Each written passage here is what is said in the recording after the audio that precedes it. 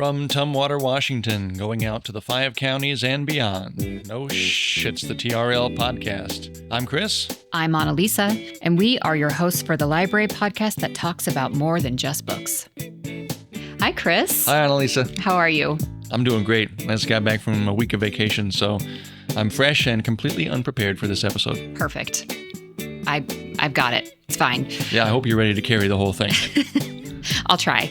But it does feel like it's been a really long time. I don't know why it feels that way, but it feels like we haven't recorded a podcast in a while. Well, I'm ready to go. I know, I'm excited. Well, I'm especially excited because what we're kind of talking about today is a subject and a conversation that I've been wanting to have for a while, which is about collection development and collection management.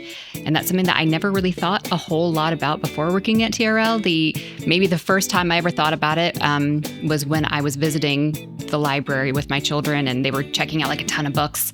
And I was like, leave some of the books for the other kids. Share with the community. Yeah. And the librarian that was working there at the time said, or check out as many books as you want, and that will tell our collection development people that there's a higher demand for these items, and so we will get more of those items. And it was kind of mind-blowing to me. I was like, oh, it wasn't about just only get, a few because we want to share with everyone else. It was, get what you want, and that tells us what to order. Those are the vibes you want to give off, check out as many as you possibly can.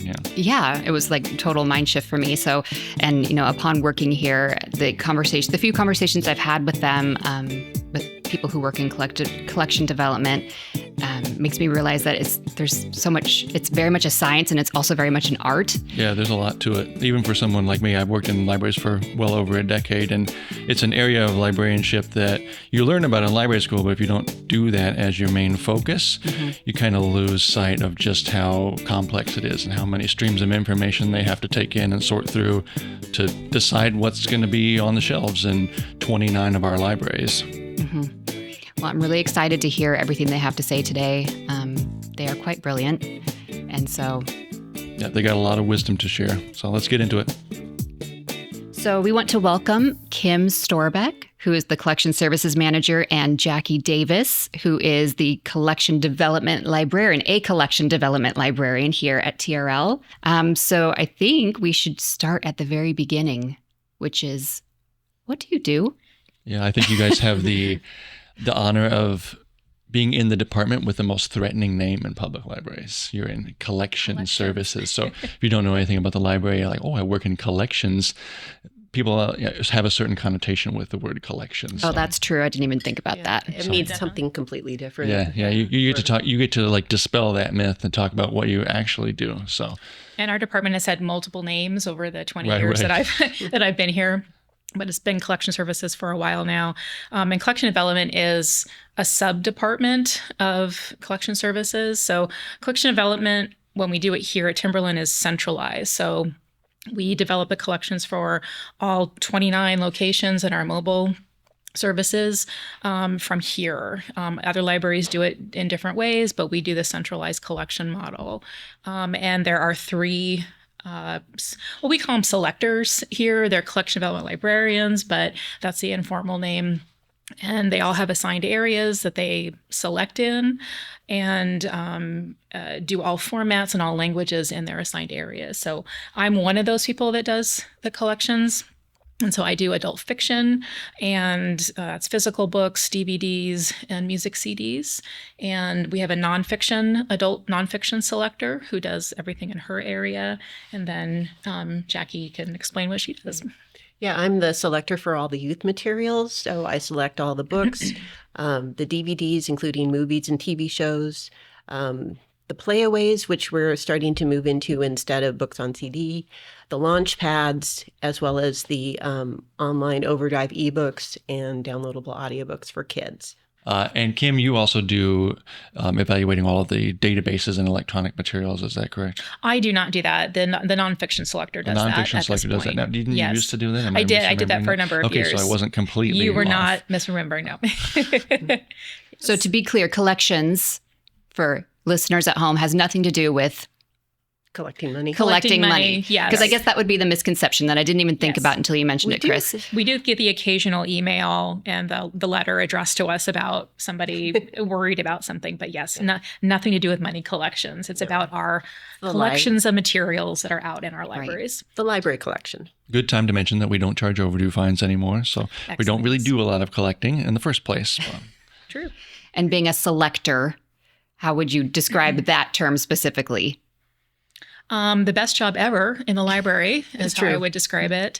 I mean, it's essentially we are going through the process of selecting material for all of our libraries. So we are going through we're essentially synthesizing all sorts of information that's coming to us. We're looking at reviews, we're looking at publisher information, we're looking at things that staff tell us about. Local information, patron requests. So we get a lot of information that comes to us on a daily basis and sorting through that to make the selections that are most appropriate for the library. So we're using we have a collections policy, which kind of outlines how we are doing stuff, our collection guidelines, which goes even deeper into how we think about what our collection is, and the criteria, like a whole big list of criteria that we're looking at when we make the selections for the library collections. And we're essentially building a collection for the general interested reader. We're not an academic library. We're not a school library. We are at a rural library district, and we have a variety of users, but we aim for the general interested reader. And people ask us for things outside of that, but we try to stick with that level. Mm-hmm. They sure do. You mentioned that we have a centralized model here at Timberland, and more than a decade ago, I worked at a municipal library in Colorado, and that was a department of the city there. So it was just the one library, one building, and the people who did the collection development when I worked there were the head of reference, who did all the adult material, and then the head of the children's department there collected or made the collection development decisions for all of the youth material. And so basically they just had the one building to think about, to evaluate that collection. There was some cooperating between nearby library districts where they had a shared catalog and stuff, but for the most part, they were just looking at that one single building. But at Timberland, we have a whole department that does this for 29 different libraries, plus all of our, ever expanding list of anywhere library mobile locations. How do you even begin to do that? That's a world that's very foreign to me because I've never done this. Even though I was exposed to it in grad school, how do you go about deciding what to purchase for 29 libraries plus? It's a big question. It's a big question. We usually don't get a book for each branch. We usually get 3 or 4 copies, and they get sent out. We have a floating collection, so they could land anywhere. And we see if anyone's interested. And if those books check out and they start collecting holds, then we buy more copies. But unless it's a known author like Dave Pilkey, who I will start off with copies for all the branches, I only get 3 or 4. And I think Kim does the same. Mm-hmm. Yeah.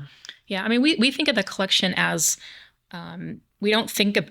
We think about the individual libraries, but we see the library system as a whole. So we're not buying just for Olympia. We're not buying just for Centralia. We're thinking of what's going to be the broadest material that will be used across the district. And then it'll land, as Jackie just said, at a variety of libraries, and it moves around based on holds and where our automated materials handling system throws things. And so each library kind of houses a piece of the collection, and they can massage those collections and make them more viable for their locations based on their size and based on their use. But when we're buying stuff, it's really just we're putting it out into the system as a whole, and then it gets distributed around. And Jackie, you were saying that the minimum number of copies that we'll buy of something is 3 copies. Well, actually, we've lowered it to 2 for some things. Gotcha. Yeah. Yeah. I mean, so much of information is now online. We're not getting the usage we used to on report books for schools these days. So I'll get 2 or 3, especially young adult nonfiction. And then if there's demand for it, if it starts checking out, I'll get more. But usually 2 copies of opposing viewpoints on any topic seems to be sufficient these days. We've had the change of use in our physical materials. We have seen the decline in physical circ over the last few years, and that, of course, was impacted by pandemic closures. We were doing pretty good in 2019, took a dive in 2020. It's kind of started to go up, but last year, physical circ kind of dropped again. And in some areas it's going up. Juvenile material for kids, it's going back is up. Still, the circulation is still rising. But for some other things, people have really done the transition over to digital materials. And so even like 5 or 6 years ago, we were purchasing maybe 7 or 8 copies of something to start with. And then it's just been slowly declining. And just in the last few months, I switched over to doing it for like a new sort of general release that maybe doesn't have a big name to it, have done 3 copies. And that seems to be doing okay because, if people put holds on things, we buy more copies, but I'm not seeing that. Big names, we're still buying 20, 30 copies of, your Grishams and your Pattersons and things like that. But for your general release that we're just trying to buy some romance, we're trying to buy some science fiction, it's 3 copies now.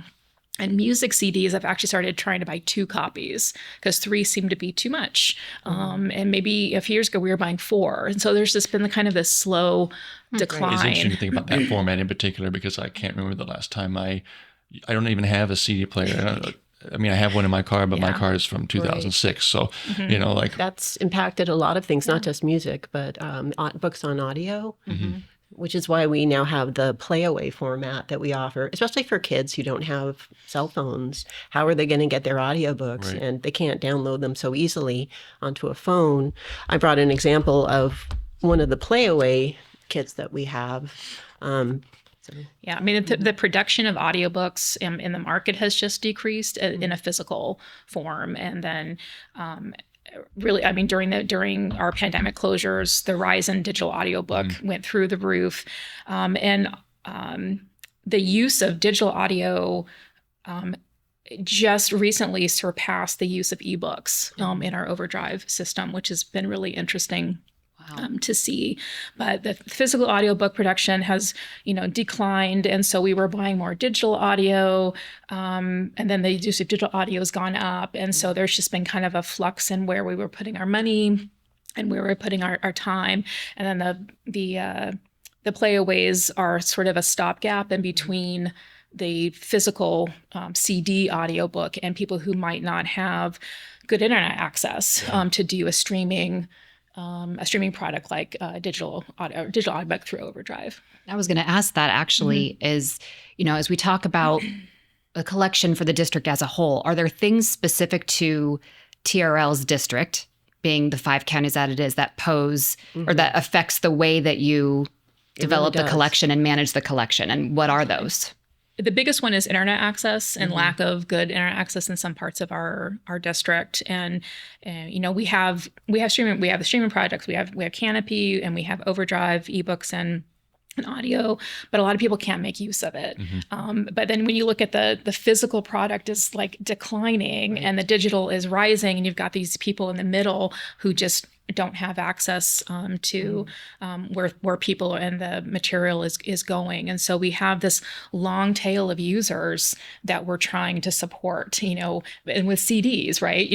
People think about CDs and like, who's used a CD in the last we still last few years. People who check them out. Well, we do. We were just visiting Salcom and libraries, a couple of libraries out there, and they have big audiobook collections because they have people that are using it, and they have long haul truckers that go in and bring in a basket and just take a bunch of audios because when they're on the road they don't have good streaming or a good access to do the streaming. But then there's the other side of that is that they're not producing books on CD anymore. I was just looking for a replacement for Harry Potter and the Goblet of Fire. There are, 4 holds on the one remaining CD audiobook of that.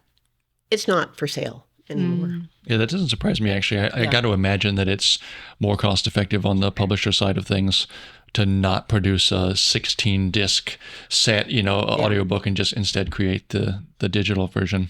Right. And it's not a great, CDs aren't a great format for kids anyways. They're so fragile and kids easily scratch them without meaning to, or use them as Frisbees, So I prefer the playaway format. They're sturdier.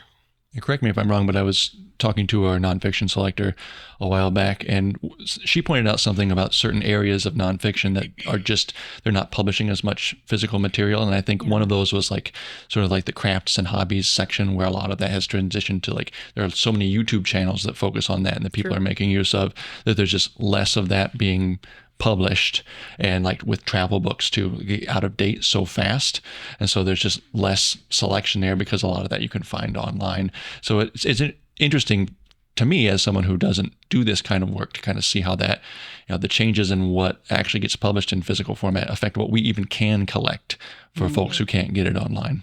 Absolutely. There, medical stuff is a big thing. Right. And I didn't actually know about the arts and crafts until she told me about that a little while ago. But definitely medical stuff. 10 years ago, you could have gotten a book on pretty much anything, and they've just stopped publishing it because you can Google, anything, and there's reputable sites out there where you can get good information. And, producing a book is very expensive and time consuming. And by the time it gets out, a lot of stuff, particularly maybe in a medical book, might be getting towards, out of date. So there's just things we cannot get anymore. And then there's Audible. Oh yeah, I was going to talk about it. Do you want to talk about Audible? Well, you were mentioning, the production of the books, and you mentioned Harry Potter. The first thing I thought of was Amazon's going to be doing a brand new production of, or Audible is, of all the Harry Potter stuff. It's going to be full cast. It's going to be Audible exclusive, and and libraries do not get access to Audible exclusive things. We can't buy them to make them available in our collection if they're on Audible. Yeah, we get requests all the time for patrons of why don't you have this? And we just can't.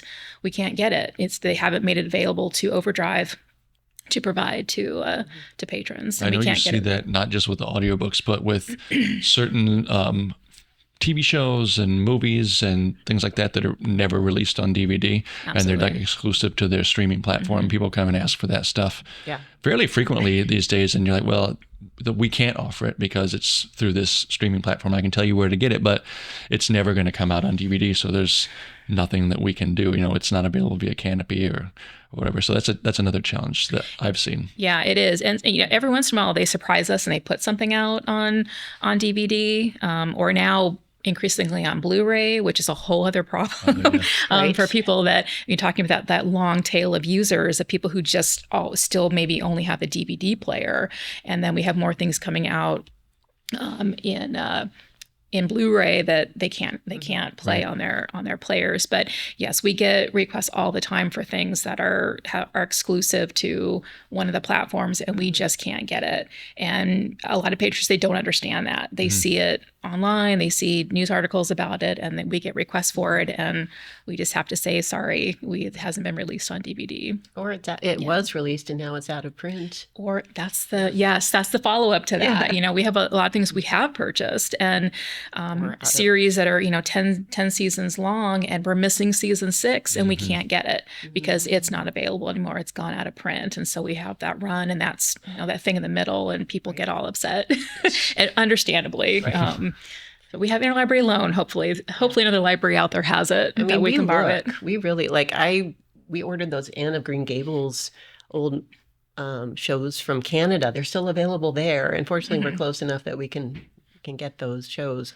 We do our best. We really do. We take every request seriously and try to meet the needs of our patrons and go to lengths to acquire things if we You do can. an excellent job. I was working with a patron who had emailed us a request for a book that was published through this kind of unusual self-publishing platform. I mean, it looked like it was marketing towards people who wanted to write a book and then basically publish it to social media platforms, essentially. So it wasn't your traditional like self-published physical item. It's like it wasn't published as a physical thing unless someone ordered it, and it was basically print on demand, but it was kind of like the whole setup was formatted for social media marketing. And so the book itself was kind of like an afterthought, essentially. And I had never seen anything like that, but I sent it to our NonFiction selector, I believe, and we had this kind of back and forth about it. And she was able to find it, figure out how to order it, and get it for this patron in the collection. And like, it's all new to me, but we were kind of learning this together, and she tracked it down. So, I mean, it's impressive what you can do. Thanks.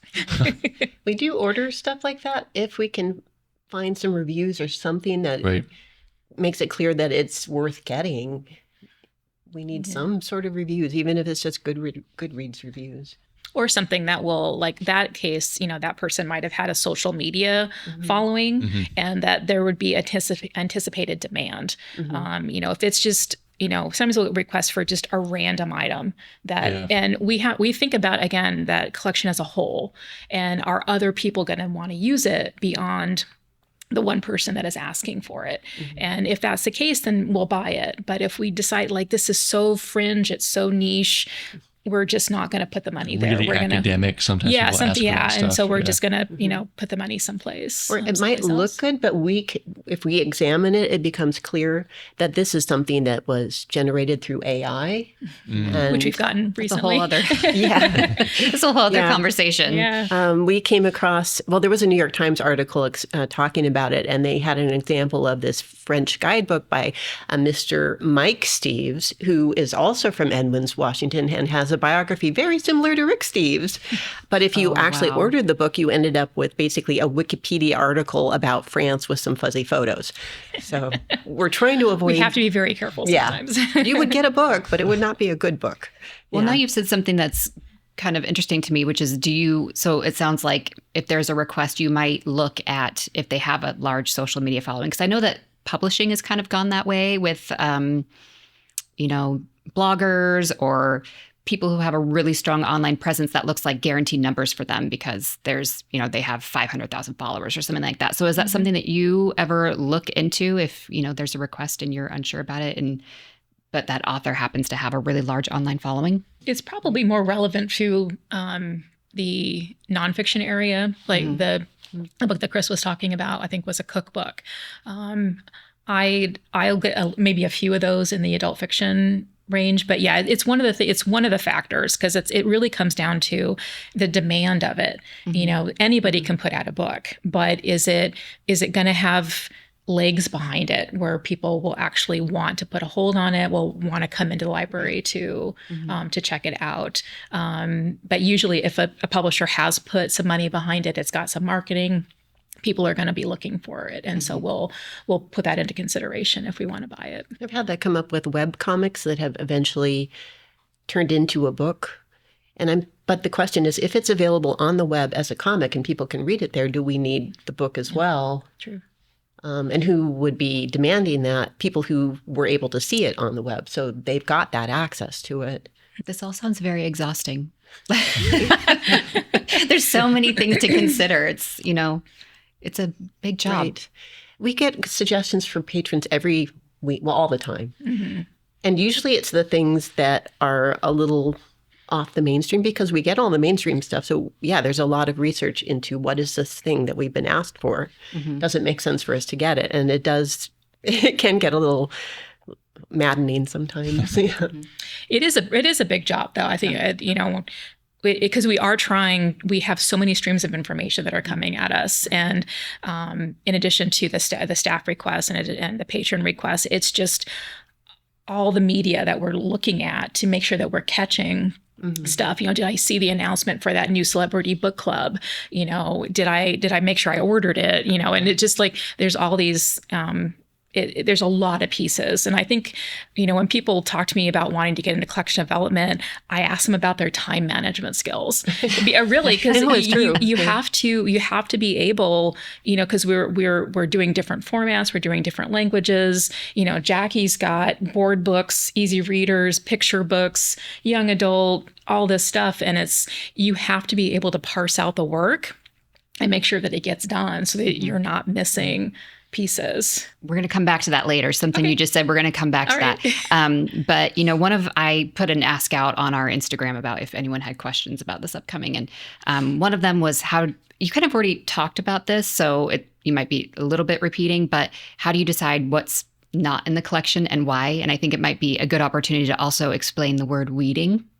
Sure. Which is not a term that I knew in the way that we use it until I worked at TRL. One of my favorite things to do. Weeding. Yeah. So I don't know if the two go hand in hand a little bit, but you kind of talked about things that aren't in the collection and why, being because you can't get them. Mm-hmm. But are there could you explain a little bit more about what's not in the collection and why?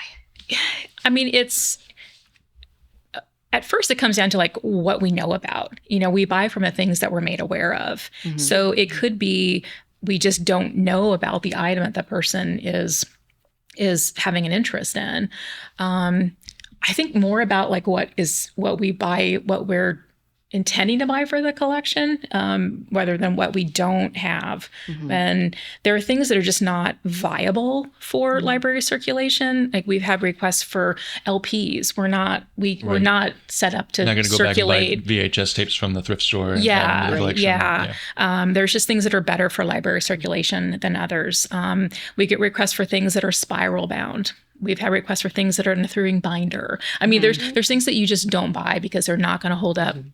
I don't buy comic books or books with sheets of stickers, for example. Workbooks, we get a lot of youth things that come with pieces. Mm-hmm. Those just are not going to be things that are going to be out in the libraries and working well. Those Lego books often will have two editions, one with the little Lego figure and one for libraries that doesn't have that as part of it, which is really great. Mm-hmm. Yeah. Content-wise, what I said before is, we're looking for that general interested reader. And there are things that people want that are very niche and that are very, very specific. And again, if we don't think that there's going to be demand across the district for the item, we're probably not going to buy it. Mm-hmm. People ask us for things that are 10, 15, 20 years old.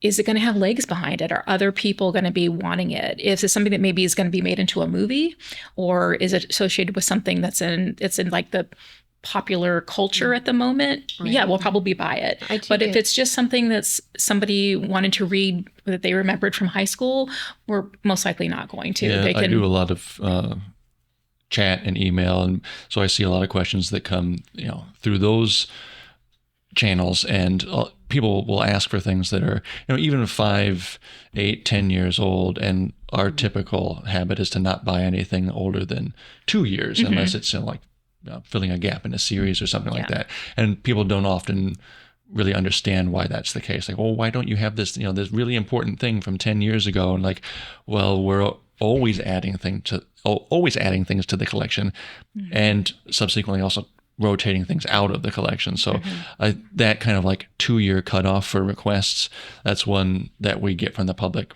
relatively often. So it'd be interesting if you could explain that a little bit more, like why do we focus on just the last 2 years, basically? Most circulation happens within the first year. And so going back and buying older stuff is probably not the best use of our money. And we have so many, like you just said, we're constantly bringing new material in, and we have to get some of the older stuff out with the weeding process, which we'll talk about in a minute.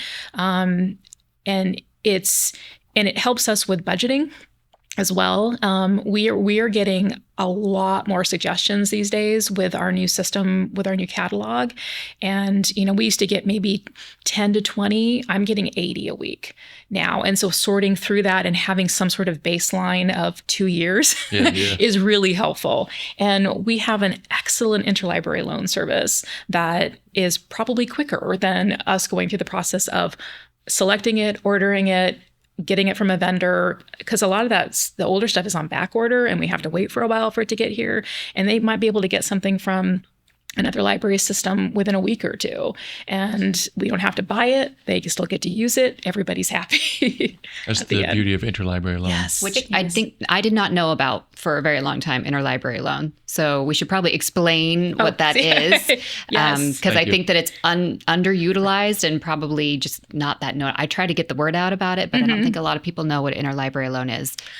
Interlibrary loan is when we borrow something from an entirely new library system. So say in our area, King County, Pierce County, an item that we don't own, we can request that item from another library. They loan it to us. We loan it out to the patron. They use it, and then we return it. And we also loan things out to other libraries as well. It's perfect. And we get things from all over the country.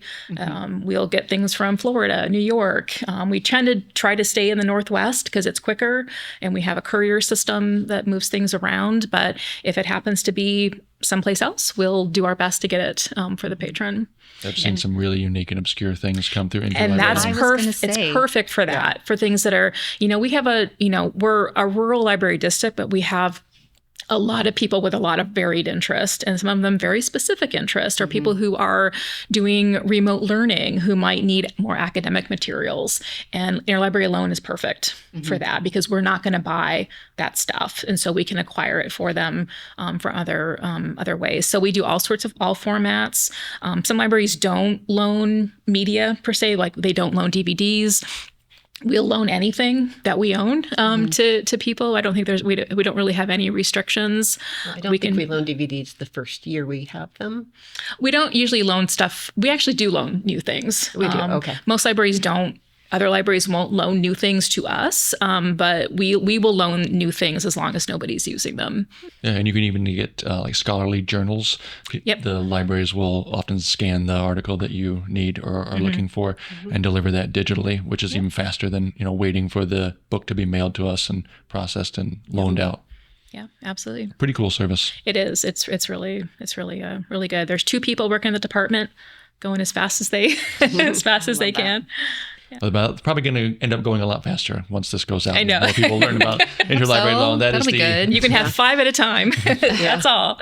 Good to know. Yeah, but it gives you access to libraries all over the country, not just Timberland. So back to that term of weeding, I was actually going to ask you, we had Andrea, who is our content and access director at Timberland, on our very first episode. And she had this really beautiful way of explaining. She said, our collections department talks about the collection as though it's like a river. Like there's constantly... was that you? That's her. Okay. That's her. So then well done. Definitely you agree with it then. Yes. So about, fresh water being added. And I think kind of what comes with that is also, and we were just talking about that, adding that new material in, things that are from the last 2 years. But what about what's going out? And when do you decide things need to be weeded?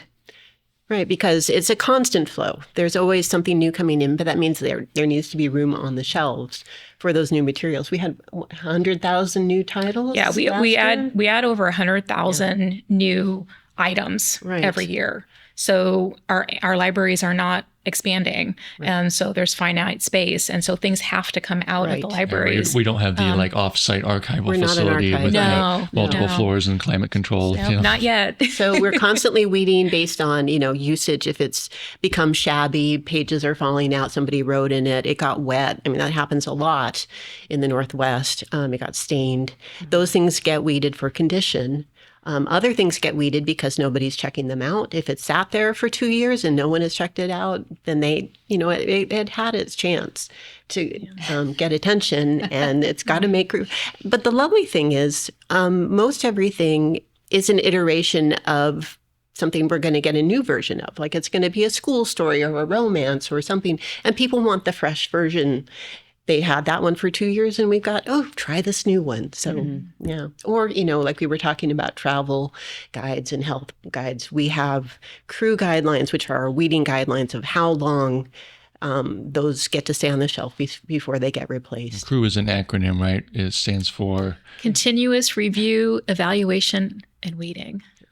And if you're really interested in that, there's a whole lot of documentation on that system that describes how we evaluate what's on the shelves and is it ready to like move that along to its next life. But that was always one of my favorite things to do when I was working in the branches, was to run those reports. And there's people who get attracted to the library world who like to collect, and then there's people who like me who like to refresh and get rid of, so I always enjoyed doing that. I mean, the river is one metaphor. Another one is a garden. You want weeding. That's where that comes from. Exactly. Absolutely. Yeah. It was always fun to find the thing that managed to like get skipped in the weeding process. For me, I was working in one of the rural libraries that will remain unnamed, and we were kind of catching up on weeding. It hadn't really been maintained over the years, and there was a book on like horse medicine, I think, from the 90s, basically, that was still on the shelf there. And like, there's just no reason to keep that. I don't know anything about horses. They kind of make me a little nervous. But I have to imagine that there have been updates in like the field of horse medicine since the 90s. I would hope so. And so that was such a fun one to be like, finally, we're getting rid of this. I would never walk someone back to that section of the library and be like, well, here's a book. Take your chances on. Yeah, horse medicine from the 90s. we never want that to happen. Yeah. We want people to have attractive, usable, up-to-date collections. That's our purpose. I have actually a shelf in my office that has the best weeds I've ever done. Roller disco? I have a roller disco dancing book from the early 80s that has pictures of Kevin Bacon in it doing poses. There was a blog for a while, like Awful Library Books, I think it was called. Yeah. I don't know if they still do that, every book I have is a candidate for that. There was one right after, I started working here in 2004.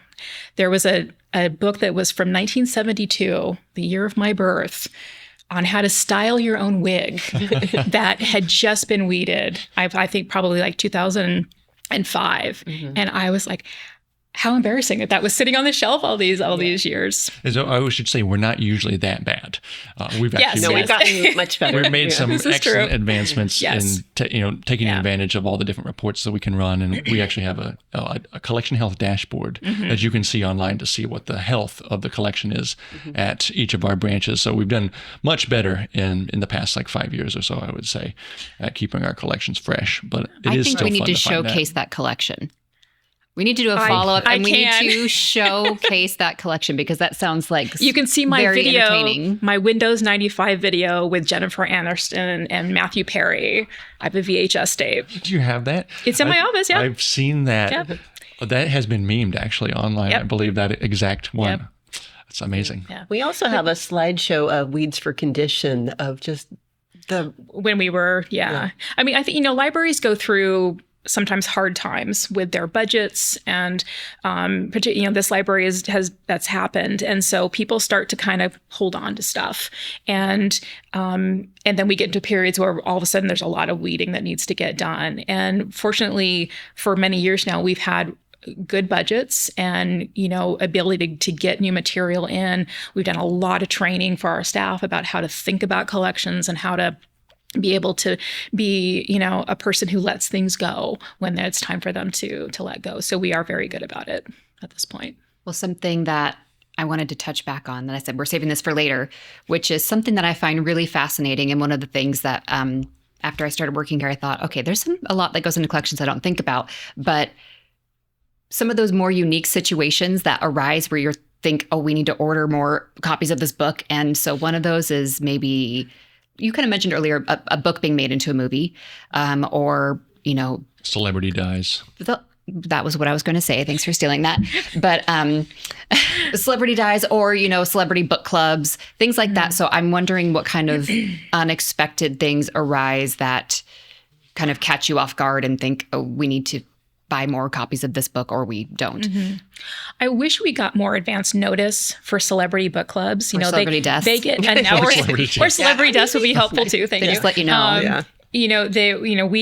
When they announce, celebrity book clubs to the public, that's when we first hear about them as well. And so all of a sudden there's a run on the 4 copies that I probably purchased for the collection. So then there's like just buy a bunch more copies in physical and all the formats that we might have, and also on on Overdrive.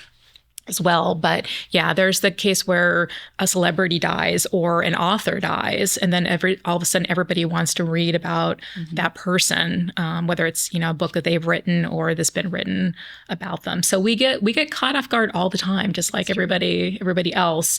And sometimes there's stock on stuff and sometimes there's not, because, particularly if it's an unexpected event, we may order something, but there may not be stock anywhere. And so we're waiting and everybody else is waiting. And they're just surprise bestsellers that all of a sudden everybody wants to read something and the publisher did not anticipate the demand.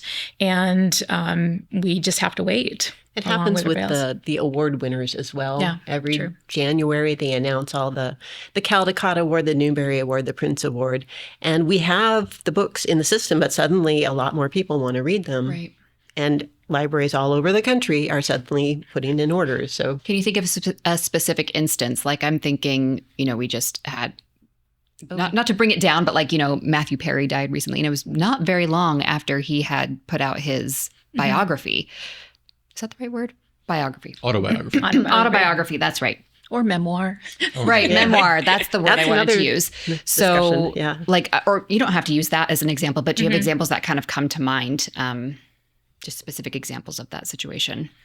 Britney Spears' biography was a big one. And I think we knew it was going to be big, but not as big as it was. So we have a lot of copies. Huge demand for Prince Harry's and Prince Harry's book, Spare. Oh my gosh. If I remember correctly, that was the biggest, one of our most checked out books. Right. Our end of the year stats showed that was one of the biggest. Definitely. But it was kind of a real spike, like a huge demand. And then suddenly That's the back end of that, of there are these, an author dies or a celebrity dies and everybody seems that they want to read that thing. So we buy a bunch of copies and then 6 months down the road, we have a lot of copies. And right. I see Spare a lot. And that circles back around to weeding. That's why we weed. Exactly. How many copies do we need in this system? Yeah. Something I think that we should mention is that if anybody's listening that knows someone, if you have a celebrity book club, let your libraries know, because that seems like something that we could actually change. If you want to support, literacy, you want to support, these stories being told. I think some of them is because they want to produce them into movies. That's a whole other thing. But let your libraries know, give them a heads up so that we can support, these spikes that are going to happen and the demand for these items. So. Right. Oprah, if you're listening. No, Oprah's actually, Oprah is the only one who we get a slight Reese little. Witherspoon.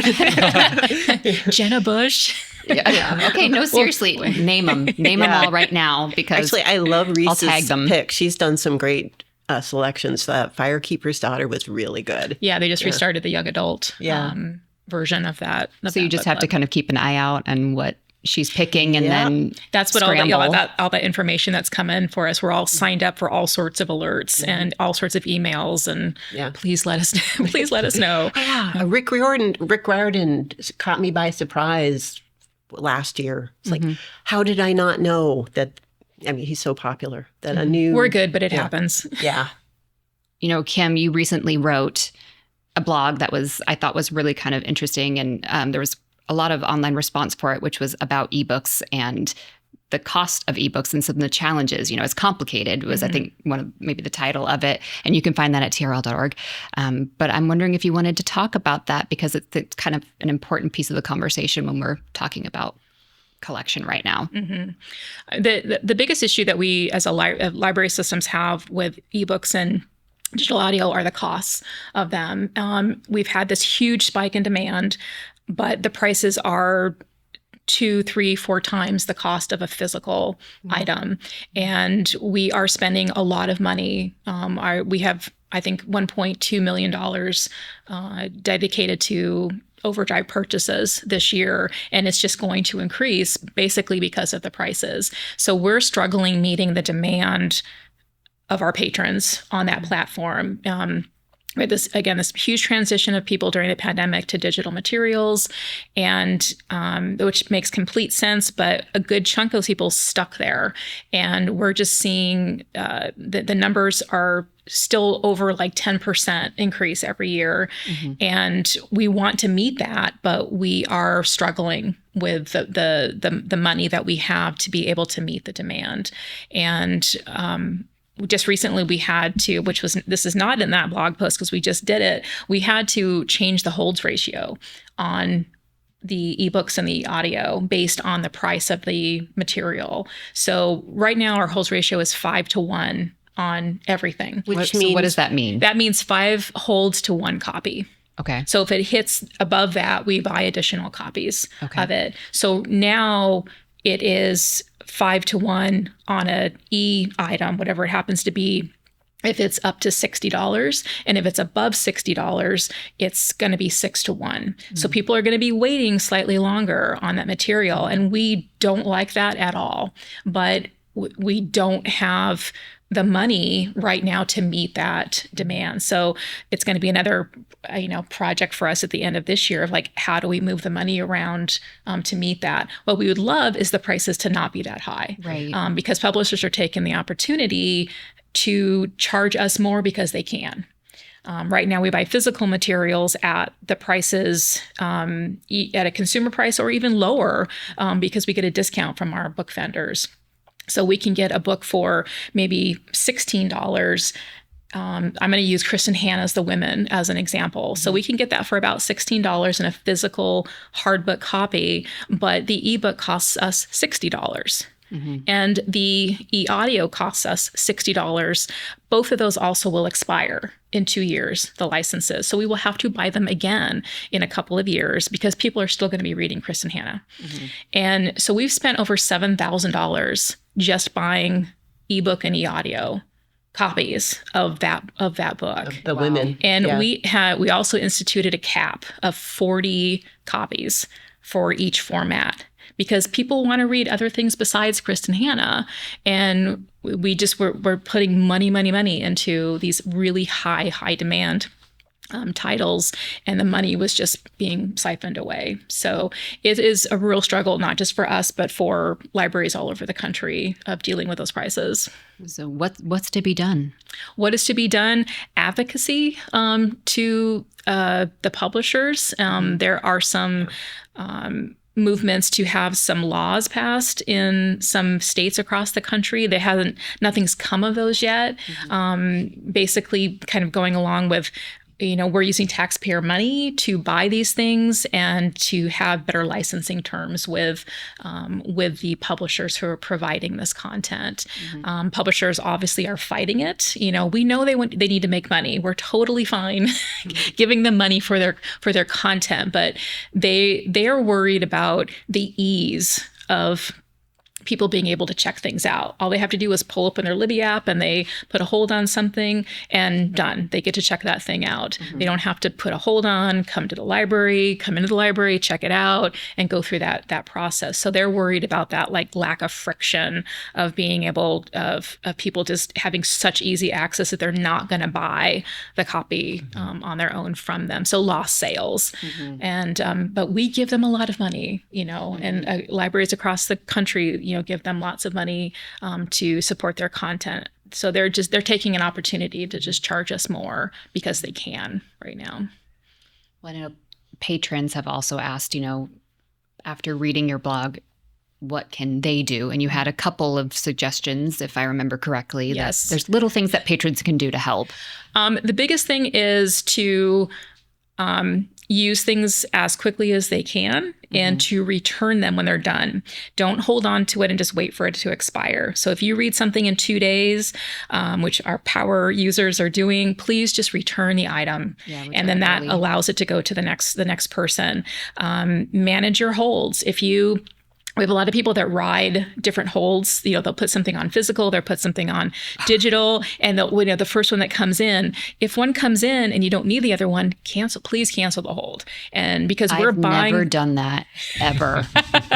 Never? Ever. It's never happened. Yeah. And if you're not ready for something, Libby has a feature of deliver it later. Right. So don't check it out and hold it for 2 weeks until you get to it.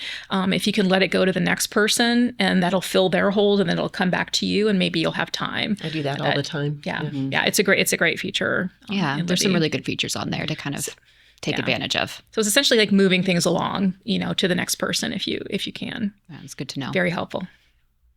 I'll never do it again.